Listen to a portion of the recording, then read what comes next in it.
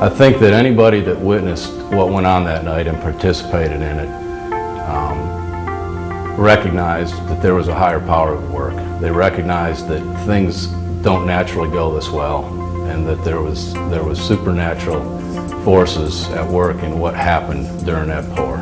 This was the largest mat pour that we had ever undertaken as a company, and it was one of the largest mat pours that had ever occurred in Central Florida in terms of the quantity and the volume. And you essentially set up mat pours the same way in terms of logistically. You're dealing with the same issues, but when you go from a 7,000 or 8,000 yard mat pour up to a 13,000 yard mat pour, your issues are sort of magnified, your risks are magnified. So we had to make sure we approached this job from a planning standpoint in a way that we had backup plans, redundancies in everything that was going to be needed to do the pour, so that the length of this pour was something that we were able to address.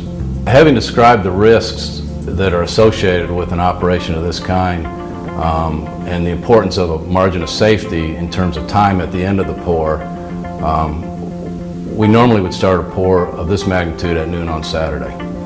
Well, that put us in the very uncomfortable position of having the responsibility to explain those risks and those issues to Florida hospital leadership in terms of the impact on the Sabbath.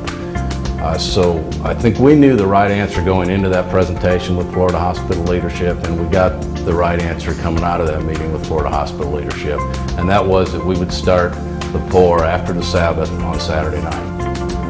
I was privileged to be part of an opening ceremony in service prior to this pour, which was held on top of the deck overlooking the mat pour, and I think that every individual that was there, that listened to it, felt it in their heart. They felt like something special was about to begin, and it was an honor to be part of that. This pour should have gone well.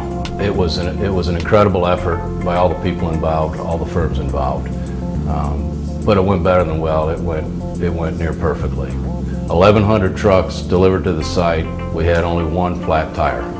Not a single pump breakdown on site until number 9 went down in the last 50 yards of the pour, which was an insignificant impact to the project. Not a single traffic issue or incident in any of our primary traffic routes. Not a single batch plant broke down, and we didn't have any weather.